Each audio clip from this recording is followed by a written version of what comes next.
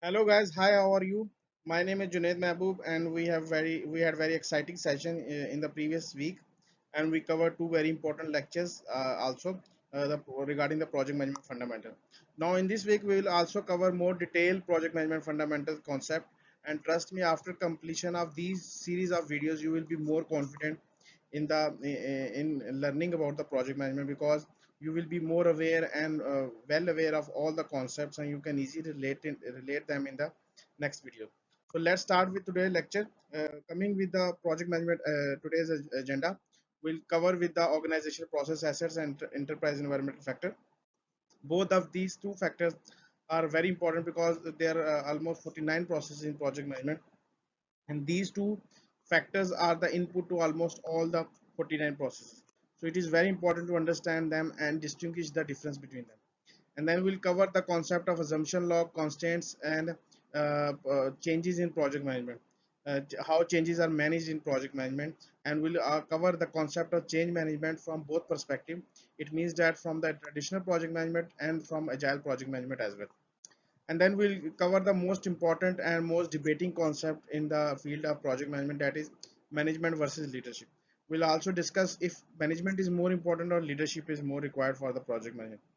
And then we'll cover the concept of roles in project management, and as similarly like change management, this concept will be discussed from both perspectives, from traditional project management and agile project. Here I would like to clarify one thing, that you see that we are explaining all the concept from both perspective, from traditional and agile project management, because after the release of PM Books Edition 7, the framework of agile project management has gained more importance and relevancy in the project PMP exam. Although before the 7th edition, agile project management was a different field. It had a different certification with the name ACP. But now the concept of that agile project management is also covered and is also examined in the PMP exam. So from here you can understand how important this concept has become in after the release of PMBOK edition 7. Organizational process as well. Over the period of time, the organizations have built some knowledge, built some repositories, and become mature. That is why the organizational process assets concept is very important in any project, because if a project is being executed in a new organization, then obviously there would be very less OPS, and there would be very less help for the available for the project manager, as compared to the project which is executed in the very mature or in very old organization. For instance, with the experience of 10 or 15 years, then obviously there would be a lot of resources, there would be a lot of help for that, for the knowledge for the project manager in that particular organization. Organizational process assets are defined as the soft assets, or the resources available for the planning or the for the execution help of project manager. OPS are divided into two categories: the knowledge based OPS and the processes and policies. Knowledge based OPS are basically the knowledge or the documents or the planning that the organization have collected over the period of time. If for instance, if the organization have completed 10 or 15 construction project, then all the knowledge, all the plans, all the documents, all the communication, all the repositories of those particular documents have become the part of the main repository of the organization. And this main repository is basically for the help of project manager. Whenever a project is selected, whenever a project charter is assigned, then the first thing the project manager should do is to refer to the repositories, to collect all the relevant data from the repository. And the project manager should read all those documents, should cover those document in his planning, and should consult all the experts available in his organization for the better planning and the better management of the project. Some of the examples of the knowledge based OPS are the plans, repositories, and previous project reports, which are basically the communication between the project team and the stakeholder.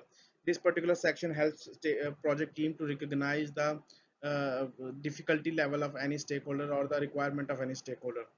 Then the second type of OPA is processes and policies. It means that the processes that are available in the organization. For example, if you want to go on a holiday, or if you want to go on a sick leave, then what is the process of availing that? If you want to go for a training, if you want to identify gap in your knowledge, then how you are going to do that in your organization? That is the process. Then obviously there are policies that are developed by the organization, and these are the factors that directly contribute in the planning of the project, because you cannot plan a project without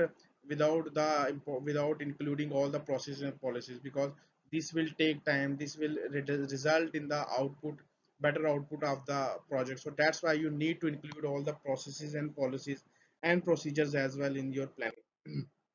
Second thing is enterprise environmental factor. Projects are always executed in an environment, and in an environment there are always constraints, there are always factors that are directly or indirectly related to your project. And this is why the enterprise environmental factor is important and is input to almost all the 49 processes. There are two types of enterprise environmental factor: internal in factors and external factor. These are basically mostly the business factors, and mostly they are out of the control of the organization project team, and mostly from out of control of the organization as well. Because if you see the current economic situation in the country, that is obviously not in the control of any particular organization or particular project team. So that is why the project team or the project management team has to include all the internal or external business environmental factor into your planning, and also see if they can do anything about that.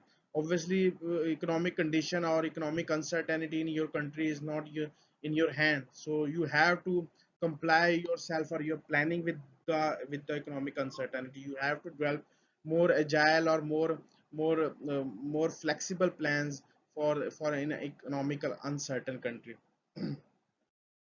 Assumption log is basically all the factors, all the things that you have assumed while you planning. For example, if you are planning a trip to some northern areas or some tourist places with your friend, then all the factors that you have assumed. For instance, if you say that okay, we'll leave at 6 o'clock, and at that particular 6 o'clock figure is basically based on some assumption.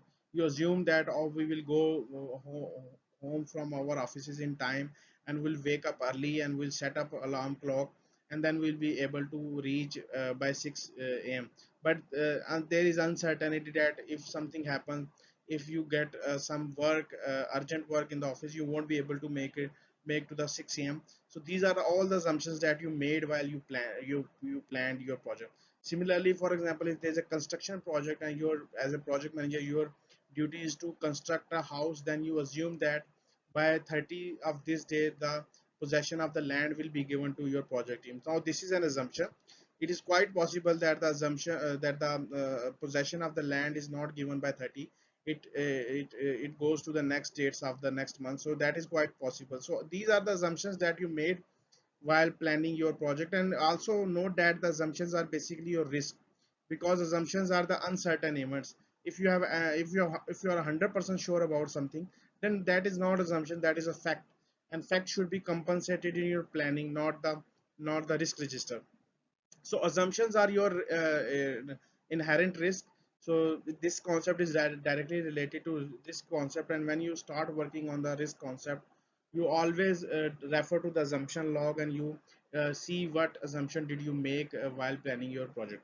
Also the validity of assumption is very important. For example, if you plan something based on a assumption, then you after 6 months or after 1 year you must see if that particular assumption is still valid. If it could be possible that the assumption is no more valid now, and you need to change your plan.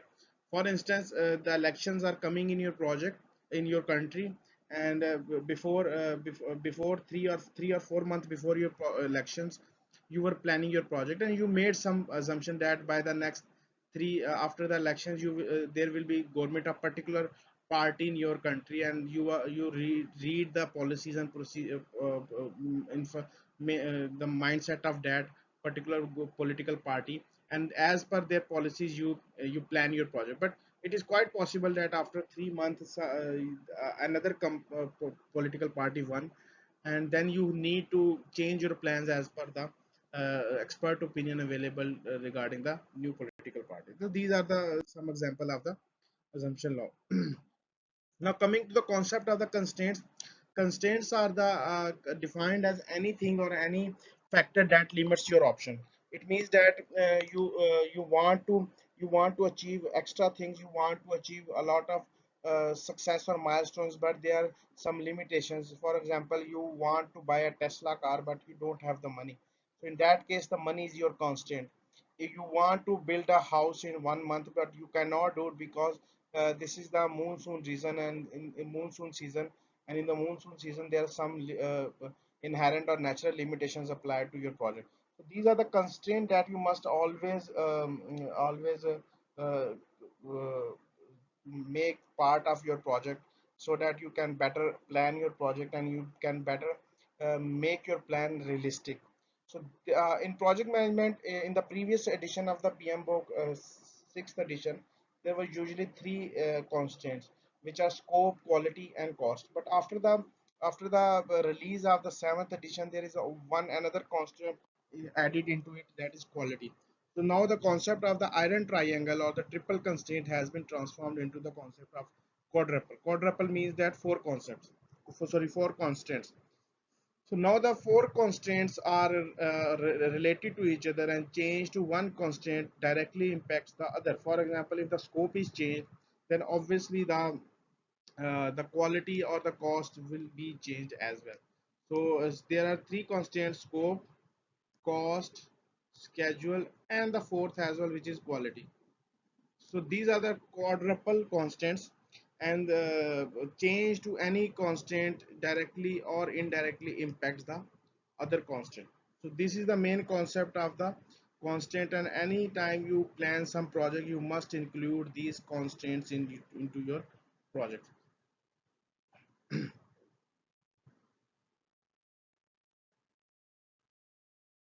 Now, coming to the project selection, the projects are always selected through a very rigorous process.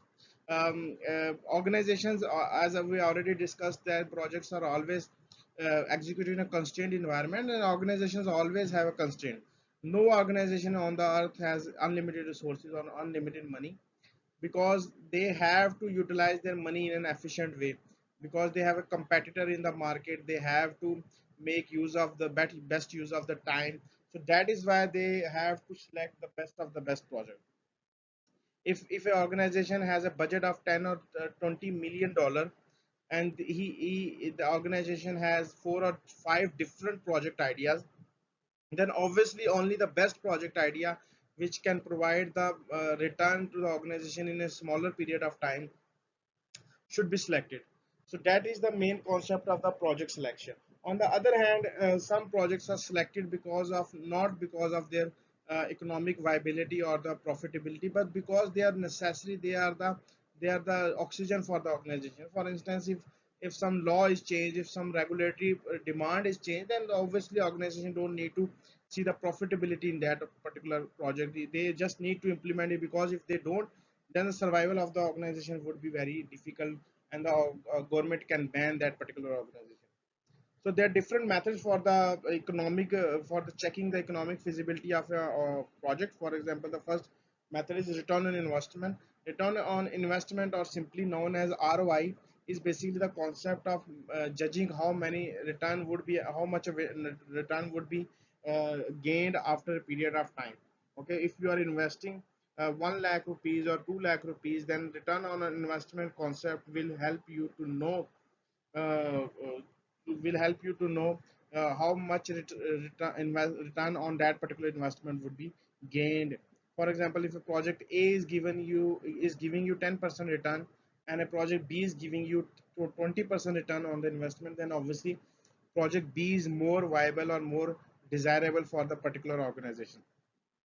Second method that is used is present value.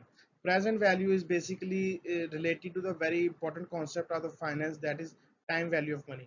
So present value helps you to determine the present value of all the future expenses or the future returns. So you need to determine all the future returns at today time, so that you can better understand how much it is, how much you will gain by investing the amount in today's. For example, if you are investing 1 lakh rupees today, and you're getting 3 lakh rupees after 3 years, then obviously it is quite possible that during the all 3 years, due to inflation, the value of 3 lakh rupees is equal to 1 lakh rupees. So it is not it is not good option to invest in that particular project.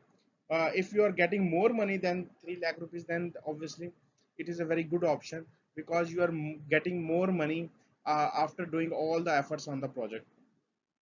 The formula for the present value is PV is equal to FV over 1 plus R raised to the power n. R means the interest rate in your country, and n means the number of years, how many number of years the project will take to complete.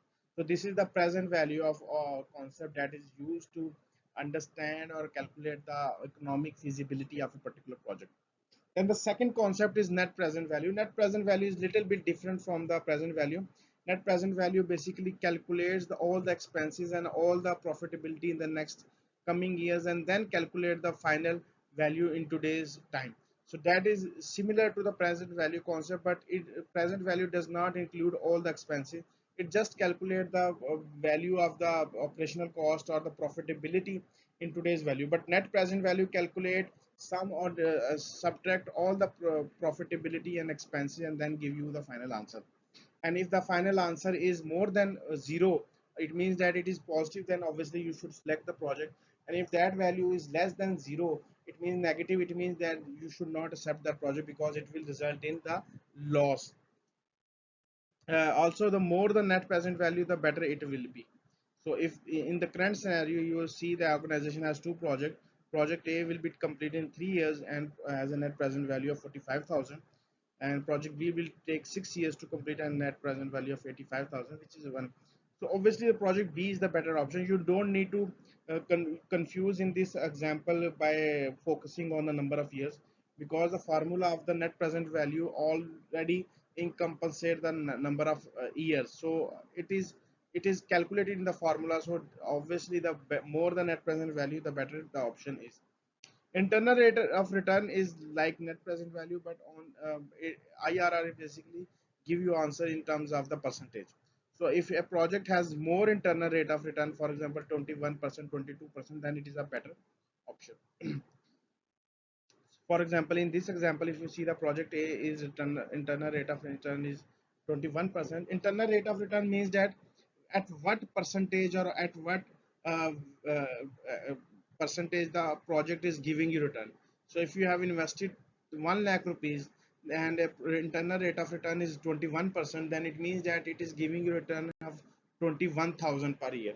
So that is the concept of IRR. Payback period. Payback period is basically the concept related to the zero sum. If you, it means that in how many years you will use all the you will get your money back.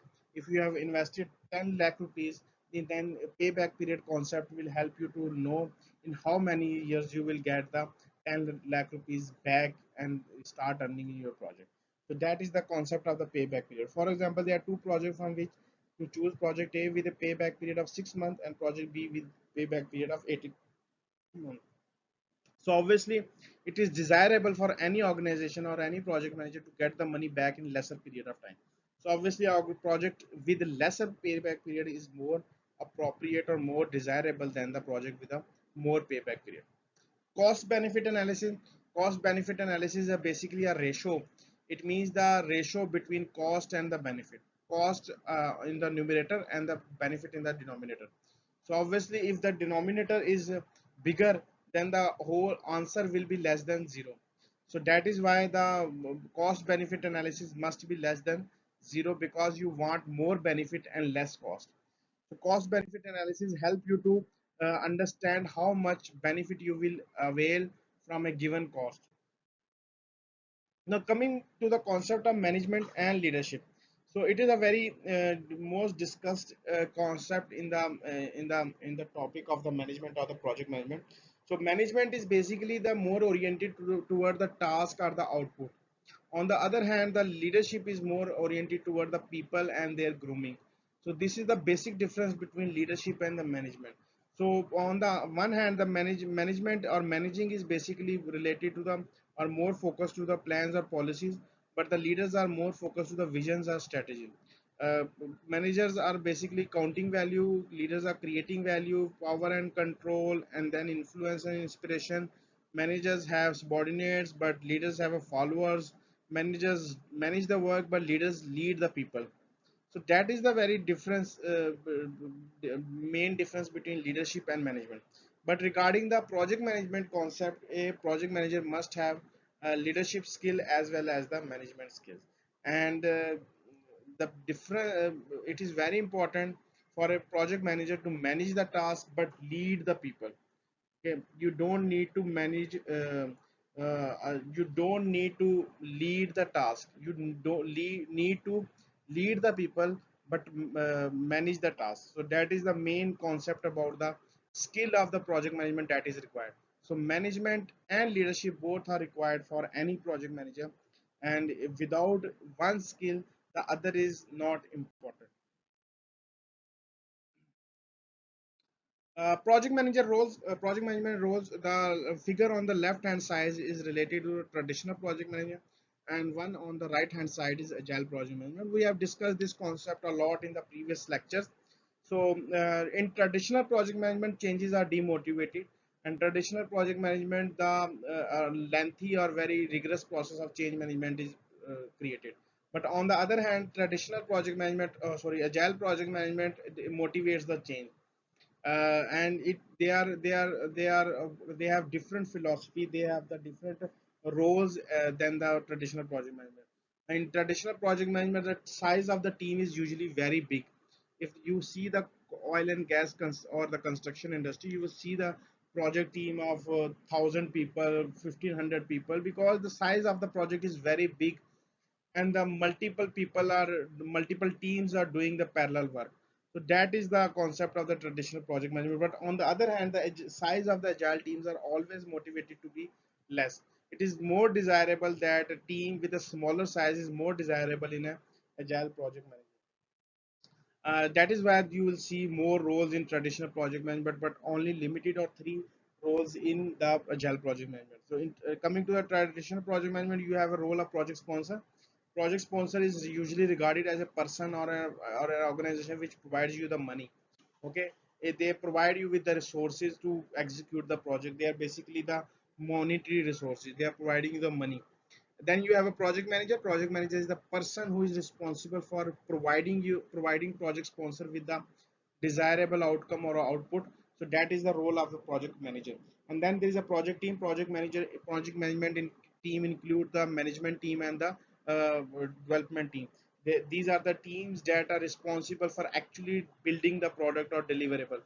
And then there is a concept of the stakeholders. Stakeholders are the people or any organization that are required for the creation of the scope, that can provide you with the requirement, that can provide you with the with any help or any obstacles. These are the resources, stakeholder, and they're very important in project management. If you ignore any stakeholder, they might stand up in the later phases of the project management, can start creating the problem for you. And then there is a functional manager. Functional manager is can be considered as a resource manager. It is a person in an organization who has the authority over the resources. They basically provide you resources in an organization. Resources mean the man resources, machine resources, or the material resources. These are the functional manager.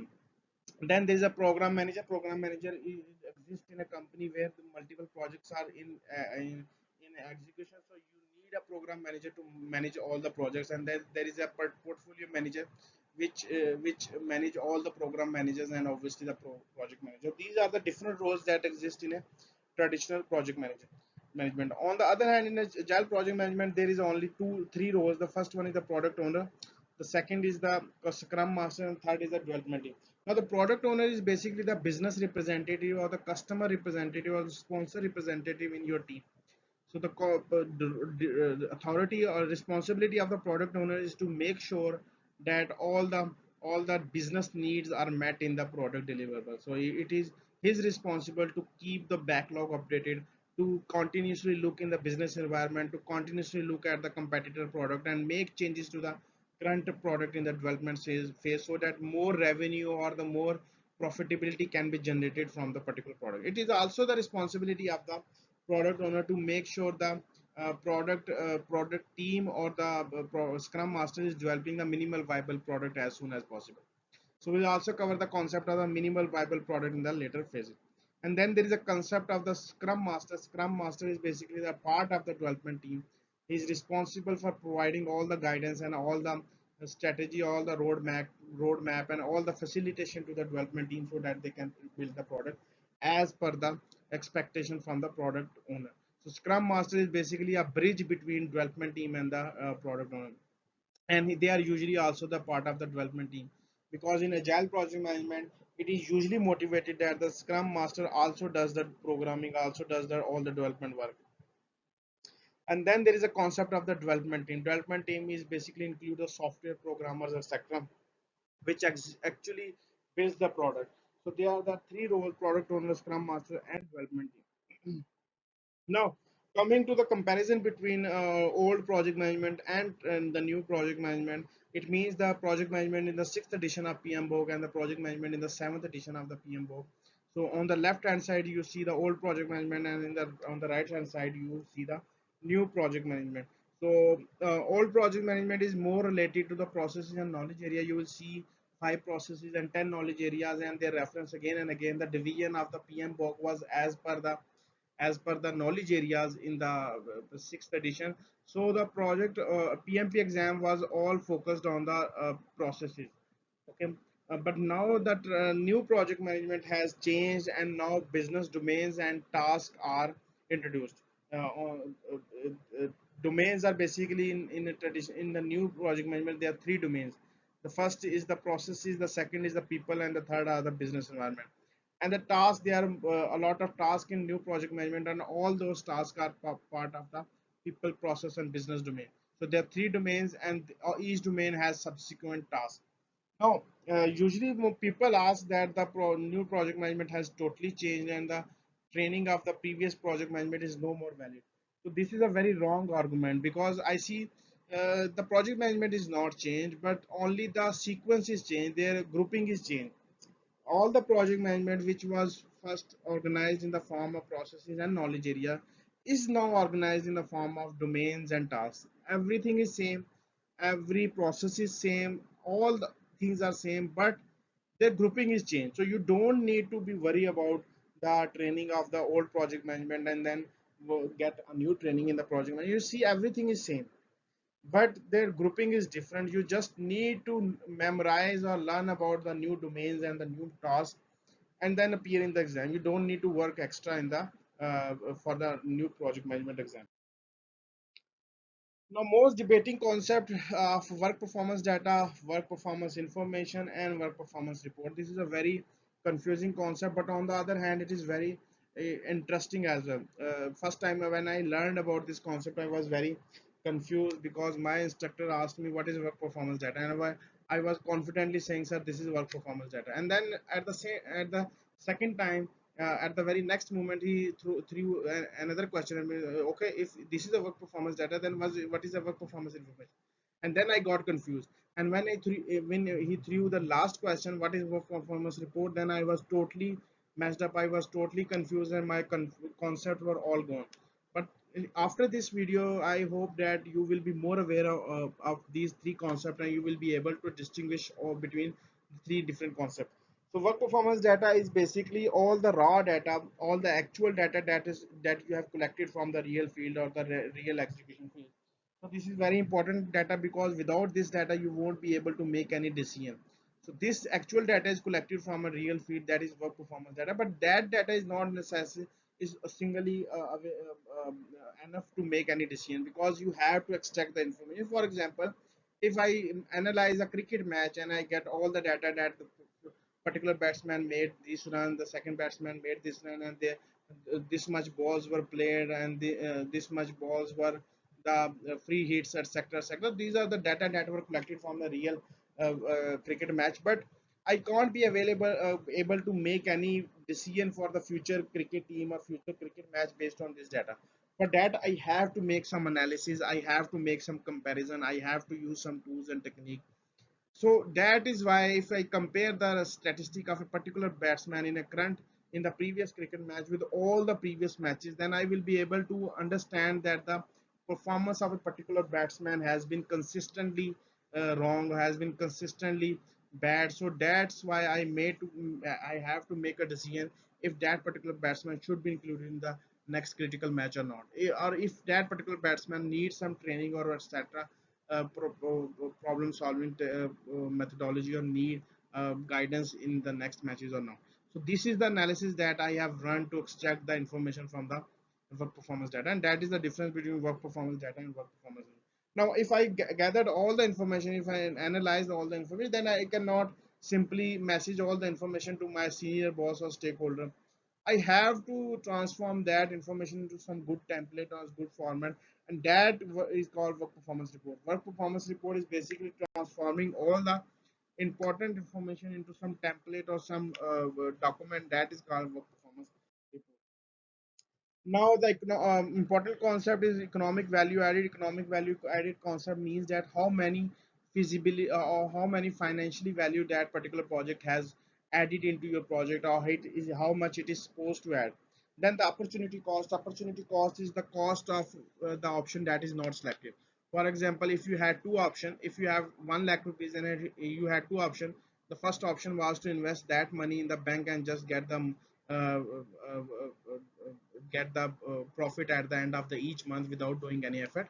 And the second project was to invest that money into some land or some project and get the benefit out of that project. Now the opportunity cost is the cost of project that is not selected. If you selected the second project and you rejected the first project of investing the money in the bank, then that the second project should give you more than the profit more than the first project. If the first project is giving you 10% profit, then the second project must give you 30 and 14% project. Because why, what is the benefit of doing all the effort if you're gaining the same profitability of as compared to the first project? Sunk cost is the amount that is gone. For example, your project was performing very bad, so you took some corrective action, you invested some money, you bought some equipment, but after doing all this effort, after doing all this investment, your project is still performing bad. Now all that money that is spent to make your performance good is the sunk cost. It means that amount is gone, you cannot bring that money back, you cannot get that money back. So that is the sunk cost. So decision making in your project, if you should go in your with your project or not, that should not be disturbed by the sunk cost. Okay, so you should not think about the sunk cost while making a decision about the future progress about of the project. Now the next concept is law of diminishing return. Law of diminishing returns, that usually it is perceived that with the more input you get the more output. Okay, if one person is is developing one program, then you think that two-person will develop one program in lesser period of time, and three people will create the same program in less period of time. Okay, so this is a common methodology, this is a common concept in mind. But there is a point when adding more input or adding more resources actually start disturbing the output. Okay, for example, if a person is creating a program in one day, then you add another resources, then you think that the two resources will create that but same program in half of the day.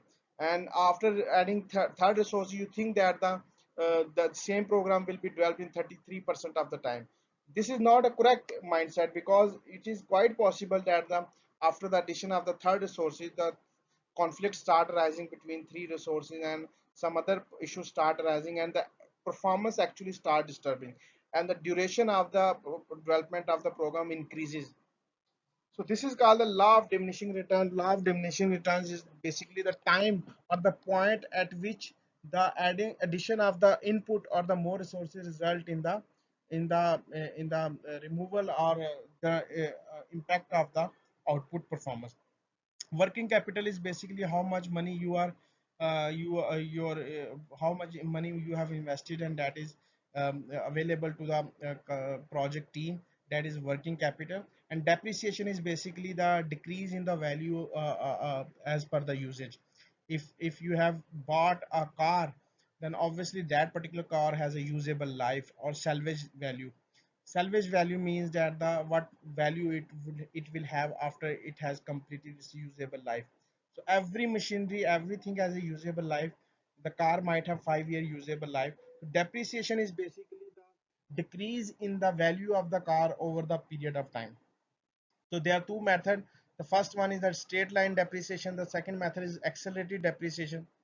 Straight line depreciation means that the decrease in the value of car constantly same value at every year. For example, if you have bought car at the at $500 rupees, oh sorry, $500, then after 5 years it will have no salvage value, it will have zero value.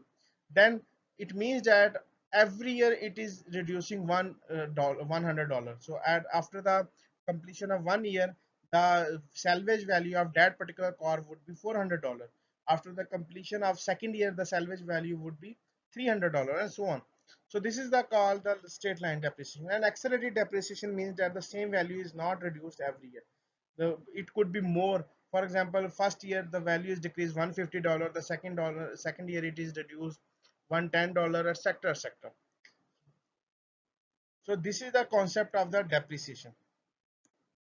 Now change management in projects, how they are managed in the project. So basically the changes are the inherently a part of any project. There are three types of the changes. The first one is the project change, the second one is the traditional change, and the third one is the environmental change. These are the three different types of the changes that can happen in any project.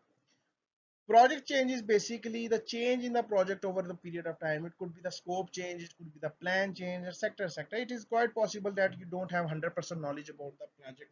You made some assumption in your project planning, and those assumptions must be checked against their validity after the period of time. And if they are now no more valid, then it means that you need to make the changes in your project plan. So for that, the concept of iterative and rolling wave planning is there. Rolling wave planning means that making your plans more refined as per the latest knowledge available, as per the new facts that are available to you. And then there is a rough order of magnitude to definite estimate. It means that when you are at project charter stage, you have a high level project, okay, your project budget and project schedule at the very beginning. But when you start planning the project, obviously the project schedule and project charter project budget would be more refined, because you have done a lot of effort. You have created WBS, you have created list of activities, you have scheduled them. Then obviously you must have better estimate as compared to the estimate at the very initial stage. And then there is a concept of phase gate system. Phase gate system means that you must divide your project into different phases, and entering from one phase to another phase must be there must be a checkpoint. You must check your performance, you must check the feasibility of the project, you must check the feasibility of the product, and if all the things are okay, then you must go into the next phase. Otherwise you must terminate the project, and you should not spend more project budget on your project. And then finally the agile project management, for the management of the changes and the inclusion of the changes, you need to include the agile project management. Okay, now transitional change. Transitional change, it means that the projects are always the change agent. Projects are always initiated to take organization from one stage to the another stage, and that is the transitional change. For the transitional change, you need to change the stakeholder. For example, if you have implemented a new system in your organization, then that new system must be adopted by the stakeholder, and for that you must to start some awareness campaign. You need to give training to the stakeholders so that they can start using the new system and the project becomes successful. Otherwise, if the project was successfully conducted by implementing the new system, but the stakeholders are not using that system, it means that the output is successful, but outcome is not there. Outcome means that the relevant benefits are not realized by the organization. Organization is not getting any benefit from the implementation of the project. And then the final change is the environmental change. Environmental change means that the change in the business environment, or the change in the some regulatory laws or some policies by the government agencies. So these changes are always very important as a method of survival for the organization. These are the three types of the changes that can exist in any project, and you need to manage them as per their type. Coming to the final concept that we have already covered, the economic value added in a sunk cost. So this was all about today's lecture. In the next lecture, we will cover more detail. And if you have any question, please do let us know in the comment section. and will try to respond to all those queries and all those questions within a minute. So I hope you got the relevant knowledge from this lecture, and if you have any feedback or any question, please do let us know, and please subscribe to our channel. Thank you.